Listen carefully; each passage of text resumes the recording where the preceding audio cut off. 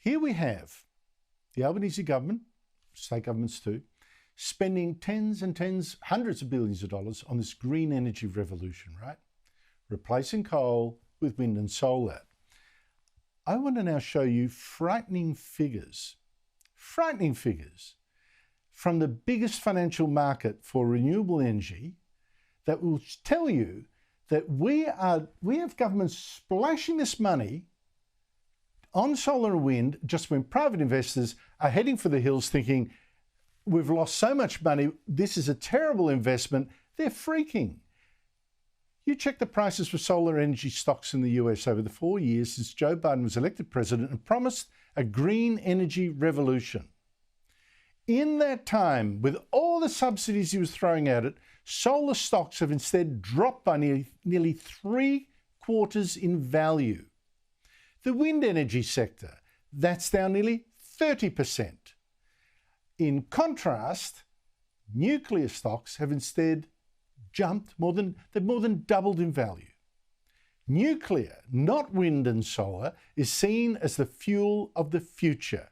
Yet our government is promising to spend hundreds of billions of dollars of your taxes on renewables and other sort of things like that, just splashing your money against a rickety wall.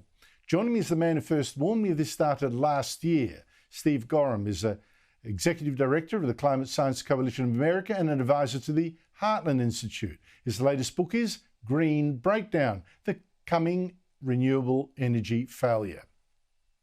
Steve Goreham, thank you so much for joining us again. What do these figures tell us about our government's plans to replace coal with wind and solar to power an economy and also to ban nuclear?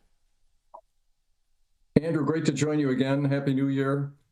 Yeah, we have many leaders around the world that are trying to do this. They're trying to put in green energy sources, of course, wind and solar and batteries, and get rid of traditional power plants.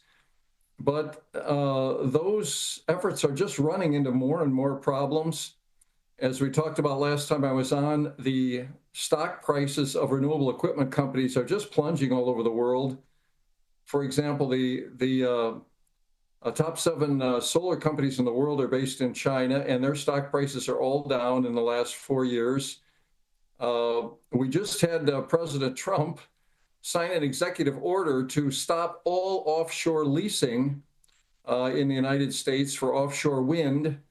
And most of these are European companies, so all of their stock prices went down immediately. And we're just having EV companies are another problem as well. Tesla is the one exception. They have grown to a $1 trillion company, but just about every other electric vehicle company in the world is losing money.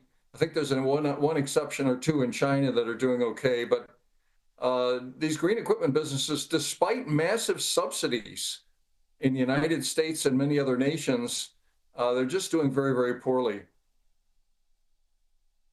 So what lessons should our government take from this? I mean, we've got the money walking away or running away from these sectors. You see the price drops. I mean, it's just unbelievable. You now see Donald Trump saying he's going to pull America out of the Paris Agreement to cut emissions. He's going to, limit offshore wind projects. He's going to go, drill, baby, drill for gas. When we see all this happening, what should a government like ours conclude? Well, again, all of this, of course, is based on the fear of man-made climate change. And many government leaders have been told that if we all drive electric vehicles and we put up wind turbines everywhere, we can stop the oceans from rising. We can make the storms less severe. Those conclusions are very, very skeptical, very, very tenuous that this is going to happen. As a matter of fact, a simple fact is that wind and solar requires 100 times the land area of a traditional coal or nuclear or natural gas plant, 100 times the land area, even if you count all the mines and pipelines and everything else. And so people just don't want this anymore. The leaders continue to push this, with the exception of Mr. Trump and a few others. But the local people just don't want all the things that are involved with wind, solar, and batteries. Look, you're seeing exactly the same sort of revolt against all this in Australia, and I think, well, it's all falling apart, really. And you just wonder why Australia's pushing on with the net zero commitment when the world's top 3 biggest emitters now won't be in the Paris Agreement. So there you go, China, America, India. Our government, meanwhile, Steve Goreham, has promised $4 billion Australian to make more lithium-ion batteries here. Now, you have recently pointed out these batteries come with a risk: fire. More than 10,000 lithium battery fires in Australia alone every year. And these aren't just the small batteries that we just chuck away in the garbage. There are also e-bike fires, car batteries catching fires, as well as a Tesla battery storage in Queensland. How serious is this? And what does it mean for the green energy push, which has been, go electric cars, have wind and solar backed with batteries? Yeah, this is a worldwide epidemic we're in now. It's not a COVID thing. It's a lithium battery fire epidemic. I recently had an article published in the Wall Street Journal that talked about this. But e-bike fires are now the biggest source of fire in New York City. We have just many, many examples of this now. We've had battery fire recycling plants. They're trying to take these batteries and recycle them. We've had recycling plants that have burned down in Australia, 2 of them in Scotland, in France, in Missouri. I mean, this is not a minor thing. This is going on and on.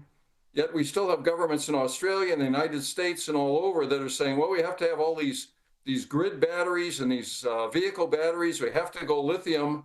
And it's just going to be a bigger and bigger issue. Steve Goreham, thank you so much indeed for your time. Thank you so much, Andrew.